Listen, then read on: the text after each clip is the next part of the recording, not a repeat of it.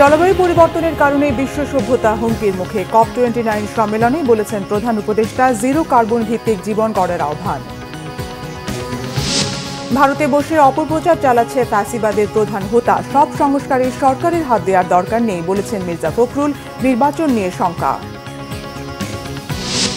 অন্তর্বর্তী সরকারে উত্তরাঞ্চল থেকে উপদেষ্টা না থাকায় ঢাকা রংপুর মহাসড়ক অবরোধ করে বিক্ষোভ বৈষম্য বিরোধী আন্দোলনের শিক্ষার্থীদের। টেকনাফ থেকে সেন্ট মার্টিন যাবার পথে 2 ট্রলার সহ 6 মাঝি মল্লাকে ধরে নিয়ে গেছে আরাকান আর্মি।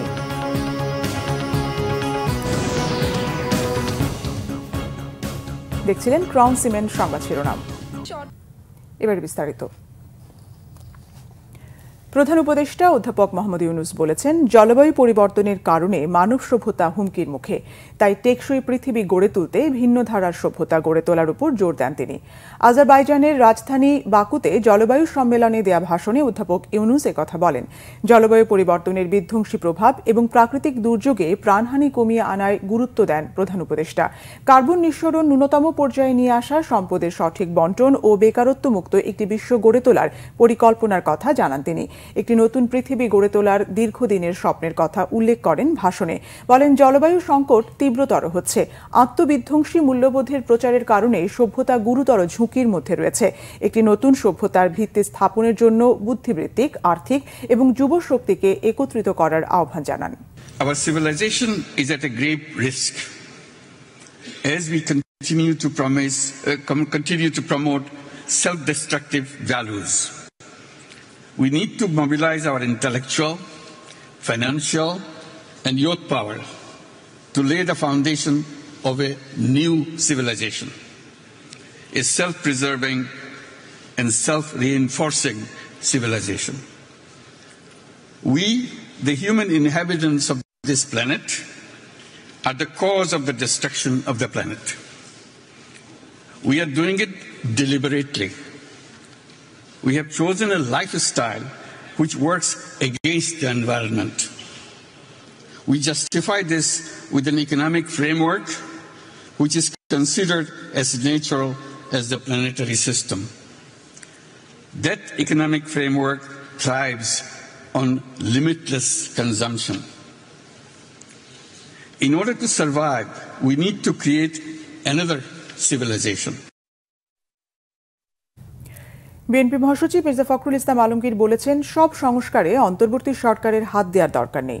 ঠাকুরগাঁওয়ের কালীবাড়ি এলাকায় নিজ বাসভবনে সাংবাদিকদের সঙ্গে আলাপকালে আগামী নির্বাচন নিয়ে শঙ্কা প্রকাশ করেন বিএনপি মহাসচিব। এ সময় অন্তর্বর্তীকালীন সরকার এখন পর্যন্ত কোনো রোড ম্যাপ দেয়নি বলে অভিযোগ করেন তিনি।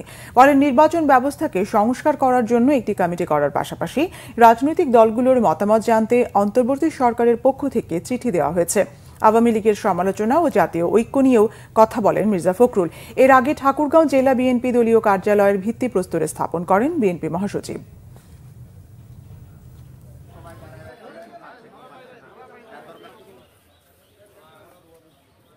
সবচেয়ে জরুরি যে জিনিসটা প্রয়োজন, সেই জিনিসটা হচ্ছে যে একটি একদম অবাধ, নিরপেক্ষ, সকলের কাছে গ্রহণযোগ্য একটি নিরপেক্ষ নির্বাচন।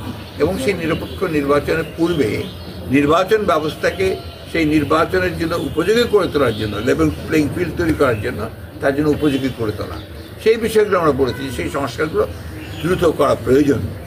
দেশের রাজনৈতিক সংকট মোকাবেলা, অর্থনৈতিক সংকট মোকাবেলা, সব কিছুর জন্য এখন একটা নির্বাচিত সরকার, নির্বাচিত পার্লামেন্ট অত্যন্ত জরুরি। বিএনপি চেয়ারপারসনের উপদেষ্টা আব্দুস সালাম বলেছেন, কেবল রাজনৈতিক কারণেই ঢাকা সিটিকে 2 ভাগে বিভক্ত করেছিলেন শেখ হাসিনা। পুরনো ঢাকার মানুষের টাকায় উত্তর সিটি কর্পোরেশন সাজিয়ে দক্ষিণ সিটির মানুষের সাথে অবিচার করা হয়েছে বলে মন্তব্য করেন তিনি। অবিভক্ত ঢাকার সবশেষ মেয়র সাদেক হোসেন খোকার 5ম মৃত্যুবার্ষিকী উপলক্ষে দোয়া ও স্মরণ সভায় তিনি এসব কথা বলেন। আব্দুস সালাম বলেন, খুব অল্প বয়সে শেখ হাসিনাকে পরাজিত করে সংসদ সদস্য নির্বাচিত হয়েছিলেন সাদেক হোসেন খোকা। সব দলমতের মানুষের কাছে তুমুল জনপ্রিয় ছিলেন অবিভক্ত ঢাকার জননন্দিত মেয়র খোকা। বক্তারা বলেন, ঢাকার মানুষের কল্যাণে নিরলসভাবে কাজ করেছেন প্রয়াত মেয়র। জনকল্যাণে নেয়া সাদেক হোসেন খোকার কাজগুলো ঢাকাবাসী চিরদিন স্মরণে রাখবে বলেও উল্লেখ করেন তারা। অনুষ্ঠানে প্রয়াত সাদেক হোসেন খোকার ছেলে ও বিএনপি নেতা ইঞ্জিনিয়ার ইশরাক হোসেন বলেন, বিগত সরকারের অনিয়ম দুর্নীতির কারণে বসবাসের অযোগ্য শহরে পরিণত হয়েছিল ঢাকা। বিএনপি ক্ষমতায় এলে স্থানীয় সরকারকে শক্তিশালী করার কথাও জানান ইঞ্জিনিয়ার ইশরাক হোসেন। ঢাকা মহানগরীতে বিভিন্ন ভূমিকার কারণে আমরা দেখেছি যে সেই সময় উদীয়মান একজন তরুণ এই সাদেক হোসেন খোকা তৎকালীন আওয়ামী লীগ প্রধান শেখ হাসিনাকে পরাজিত করে সেখান থেকে জয়লাভ করেছিল। সেটা সম্ভব হয়েছিল তার সেই গুণাবলীর জন্যই। এবং নির্বাচিত হওয়ার পরে আমার মনে হয় যে সুলতানপুর, কোতোয়ালি, গ্যান্ডারিয়া, বংশাল এই এলাকার কোনো মানুষ বলতে পারবে না যে কোনো এলাকার কেউ মারা গিয়েছে সাদেক হোসেন খোকাকে জানাজায় পায় নাই। কোনো এলাকায় কোনো একটা সমস্যা হয়েছে সেখানে সাদেক হোসেন খোকাকে পায় নাই। কোনো পরিবার বিভিন্নভাবে ক্ষতিগ্রস্ত হয়েছে, চিকিৎসার জন্য টাকা পয়সা নাই, সেখানে সাদেক হোসেন খোকাকে পায় নাই, এমন কোনো পরিবার কেউ বলতে পারবে না। আগামী দিনে একটি সুষ্ঠু সঠিক নির্বাচনের মাধ্যমে বাংলাদেশ জাতীয়তাবাদী দল ক্ষমতায় আসলে যত ধরনের অন্যায়, অবিচার এবং আপনাদের প্রতি বৈষম্যমূলক আচরণ করা হয়েছে এই স্বৈরাচারী খুনি ফ্যাসিস্ট হাসিনা সরকারের আমলে, সকল কিছুকে আমরা বিচারের আওতায় নিয়ে আসব এবং আপনাদের প্রতি যে সকল অন্যায় করা হয়ে থাকুক না কেন, কর্মচারী হিসেবে, কর্মকর্তা হিসেবে সকল কিছুকে আমরা সেটিকে আবার সঠিকভাবে কারেকশন করে আপনাদের যথাযথ মর্যাদায়, যথাযোগ্য স্থানে আপনাদেরকে আসীন করা হবে। আধুনিক ও যুগোপযোগী প্রশিক্ষণের মাধ্যমে সক্ষমতা অর্জন করে একবিংশ শতাব্দীর কঠিন চ্যালেঞ্জ মোকাবিলায় প্রস্তুত থাকতে সেনা সদস্যদের প্রতি আহ্বান জানিয়েছেন সেনাপ্রধান জেনারেল ওয়াকারুজ্জামান। যশোর সেনানিবাসে কোর অব সিগন্যালসের বাৎসরিক অধিনায়ক সম্মেলনে তিনি এই আহ্বান জানান। কোর অব সিগন্যালসের কর্মকর্তাদের সঙ্গে মতবিনিময় করেন সেনাবাহিনী প্রধান। এই কোরের প্রযুক্তিগত উন্নয়ন, গবেষণা, পেশাগত দক্ষতা বৃদ্ধি এবং ভবিষ্যৎ পরিকল্পনা সহ বিভিন্ন বিষয়ে আলোকপাত করেন। এর আগে সকালে সিগন্যালস ট্রেনিং সেন্টার অ্যান্ড স্কুলের সম্মেলন কক্ষে সম্মেলনে যোগ দেন জেনারেল ওয়াকারুজ্জামান। সেখানে পৌঁছালে সেনাপ্রধানকে অভ্যর্থনা জানান আর্মি ট্রেনিং অ্যান্ড ডক্ট্রিন কমান্ডের জিওসি, কোর অফ সিগন্যালস এর জ্যেষ্ঠ অফিসার, অ্যাডজুটেন্ট জেনারেল ও MISTর কমান্ড্যান্ট, যশোর এরিয়ার 55 পদাতিক ডিভিশনের জিওসি এবং এরিয়া কমান্ডার ও সিগন্যালস ট্রেনিং সেন্টার অ্যান্ড স্কুলের কমান্ড্যান্ট। জুলাই আগস্ট আন্দোলনে আহত শিক্ষার্থীদের দেখতে গিয়ে তোপের মুখে হাসপাতাল ছাড়লেন স্বাস্থ্য উপদেষ্টা নূরজাহান বেগম। দাবি আদায়ে রাস্তা অবরোধ করে বিক্ষোভ করেন আহত শিক্ষার্থীরা। বুধবার সকাল 11:30টার দিকে ব্রিটিশ হাইকমিশনার সারাহ কুক ও স্বাস্থ্য উপদেষ্টা নূরজাহান বেগম পঙ্গু হাসপাতালে যান আহত শিক্ষার্থীদের দেখতে। কয়েকজনের সঙ্গে কথা বলে চলে যাওয়ার সময় আহত শিক্ষার্থীরা ক্ষোভ প্রকাশ করেন। সঠিক চিকিৎসা থেকে বঞ্চিত হওয়া এবং আহতদের জন্য বরাদ্দ অর্থ না পাওয়ার অভিযোগ তাদের। এই পরিস্থিতিতে ব্রিটিশ হাইকমিশনার ও স্বাস্থ্য উপদেষ্টা হাসপাতাল থেকে বাইরে চলে যান। পরে শিক্ষার্থীরা স্বাস্থ্য উপদেষ্টার গাড়ি ও প্রোটোকলে থাকা পুলিশ সদস্যদের আটকে দেন। গাড়ির ওপর দাঁড়িয়ে বিক্ষোভ করতে থাকেন। এক পর্যায়ে স্বাস্থ্য উপদেষ্টার গাড়ি ও পুলিশ প্রোটোকলের গাড়ি হাসপাতালের বাইরে বের করে দিলে আহত শিক্ষার্থীরা রাস্তা অবরোধ করে বিক্ষোভ করতে থাকেন। টেকনাফ থেকে সেন্ট মার্টিন যাবার পথে 2টি ট্রলার সহ 6 মাঝি মাল্লাকে ধরে নিয়ে গেছে আরাকান আর্মি। বুধবার দুপুরে এই অভিযোগ করেন ভুক্তভোগী ট্রলার মালিক এবং Teknaf Saint Martin service boat মালিক সমিতির সভাপতি আব্দুর রশিদ। তিনি জানিয়েছেন, তার মালিকানাধীন SB রাসেল ও আব্দুর রবের মালিকানাধীন SB ফারুক নামে 2টি সার্ভিস ট্রলার রড ও সিমেন্ট ভর্তি করে সেন্ট মার্টিন যাওয়ার পথে মঙ্গলবার বিকেলে নাইখংদিয়া এলাকা থেকে অস্ত্রের মুখে জিম্মি করে নিয়ে গেছে আরাকান আর্মির সদস্যরা। ট্রলার 2টিতে 6 জন মাঝি মাল্লা রয়েছেন। এদিকে এই বিষয়ে টেকনাফ 2 বিজিবি ব্যাটালিয়নের অধিনায়ক লেফটেন্যান্ট কর্নেল মহিউদ্দিন আহমেদ জানান, সার্ভিস ট্রলার মালিক সমিতির পক্ষ থেকে কেউ বিষয়টি অবহিত করেননি। তারপরও বিষয়টি খতিয়ে দেখা হচ্ছে। অন্যদিকে মিয়ানমারের আরাকান আর্মির সাথে যোগাযোগের চেষ্টা করা সহ বিষয়টি ঊর্ধ্বতন মহলকে জানানো হয়েছে বলে জানান কোস্ট গার্ডের সেন্ট মার্টিনের স্টেশনের এক কর্মকর্তা। বকেয়া বেতন পরিশোধের দাবিতে গাজীপুরের 2টি পোশাক কারখানার শ্রমিকরা সড়ক অবরোধ করে রাখলে ঢাকা ময়মনসিংহ রোডে দীর্ঘ যানজট সৃষ্টি হয়। গাজীপুর শিল্প পুলিশ জানায়, সকাল 9টার দিকে গাজীপুরের তারা টেক্সট ও বাঘের বাজার এলাকায় লিথি গ্রুপের পোশাক কারখানার শ্রমিকরা ঢাকা ময়মনসিংহ মহাসড়কে অবস্থান নিয়ে সড়ক অবরোধ করে রাখে। 25 কিলোমিটারের ব্যবধানে 2টি পয়েন্টে শ্রমিকরা মহাসড়ক অবরোধ করলে অনেক যানবাহন আটকা পড়ে। এতে দীর্ঘ যানজট বেঁধে যায়। ভোগান্তিতে পড়েন ওই রুটে চলাচলকারী যাত্রীরা। পরে সকাল 10:30টার দিকে সেনাবাহিনী টেক্স গ্রুপের শ্রমিকদের মহাসড়ক থেকে সরিয়ে দেয়। মহাসড়কের আরেকটি পয়েন্টে অবস্থান নিয়ে সড়ক অবরোধ করে লিথি গ্রুপের পোশাক কারখানার শ্রমিকরা। পরে বেলা 11টার দিকে পুলিশ এসে সেখানেও পরিস্থিতি নিয়ন্ত্রণে আনে। এদিকে কোনাবাড়ি এলাকায় আরেকটি পোশাক কারখানায় শ্রমিকরা কর্মবিরতি শুরু করেছে। এদিকে সাভারে 4 ঘণ্টা অবরোধের পর সড়ক ছেড়েছে চিত্রনায়ক অনন্ত জলিলের এজেআই গ্রুপের ইন্ডাস্ট্রিয়াল পার্কের পোশাক শ্রমিকরা। সকালে বকেয়া বেতনের দাবিতে সাভারের হেমায়েতপুর সিংগায় সড়ক অবরোধ করেন তারা। এ সময় কারখানাটিতে ইট পাটকেল নিক্ষেপের পাশাপাশি গাড়ি ভাঙচুর করা হয়। খবর পেয়ে আইনশৃঙ্খলা বাহিনীর নিরাপত্তায় ঘটনাস্থলে উপস্থিত হন কারখানার মালিক চিত্রনায়ক অনন্ত জলিল। শ্রমিক প্রতিনিধিদের সঙ্গে আলোচনার পর বকেয়া প্রদানের আশ্বাস দেয়া হলে প্রায় 4 ঘণ্টা পর পরিস্থিতি স্বাভাবিক হয়। দেশের বিভিন্ন জায়গার আরো কিছু খবর নিয়ে এখন একটি ডেস্ক রিপোর্ট।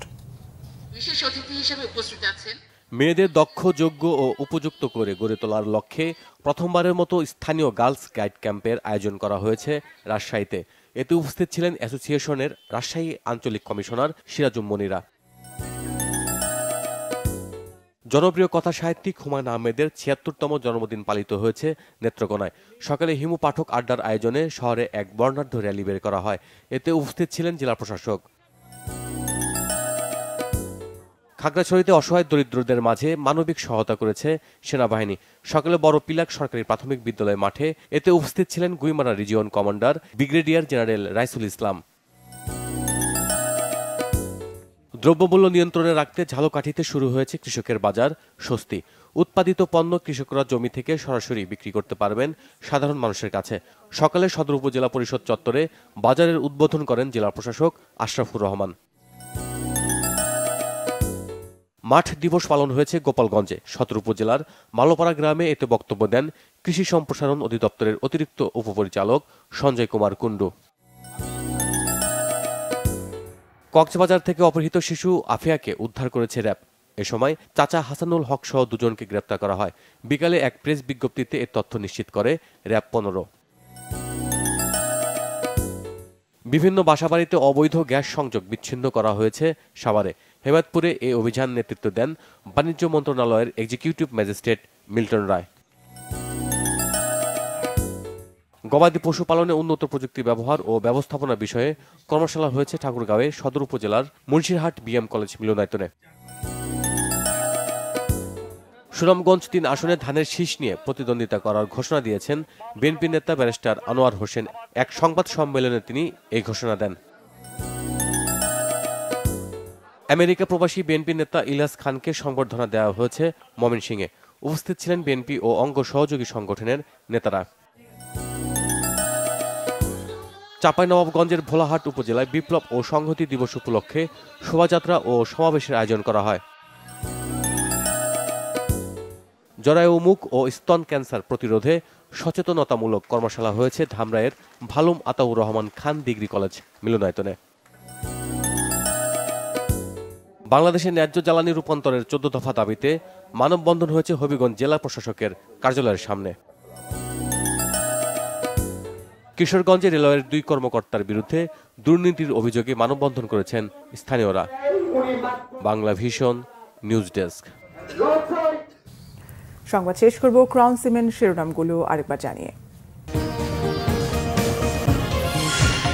জলবায়ু পরিবর্তনের কারণে বিশ্ব সভ্যতা হুমকির মুখে COP29 সম্মেলনে বলেছেন প্রধান উপদেষ্টা, জিরো কার্বন ভিত্তিক জীবন গড়ার আহ্বান। ভারতে বসে অপপ্রচার চালাচ্ছে ফ্যাসিবাদের প্রধান হোতা, সব সংস্কারে সরকারের হাত দেওয়ার দরকার নেই বলেছেন মির্জা ফখরুল। নির্বাচন নিয়ে শঙ্কা। অন্তর্বর্তী সরকারে উত্তরাঞ্চল থেকে উপদেষ্টা না থাকায় ঢাকা রংপুর মহাসড়ক অবরোধ করে বিক্ষোভ বৈষম্য বিরোধী আন্দোলনের শিক্ষার্থীদের। টেকনাফ থেকে সেন্ট মার্টিন যাবার পথে 2 ট্রলার সহ 6 মাঝি মাল্লাকে ধরে নিয়ে গেছে আরাকান আর্মি।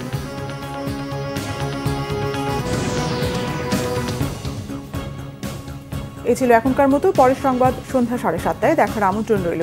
এছাড়া বাংলা ভিশন সংবাদ ও সংবাদ সংশ্লিষ্ট অনুষ্ঠান দেখতে ভিজিট করুন www.bvnews24.com ও facebook.com/banglavisionnews এবং সাবস্ক্রাইব করুন youtube.com/banglavisionnews। ধন্যবাদ।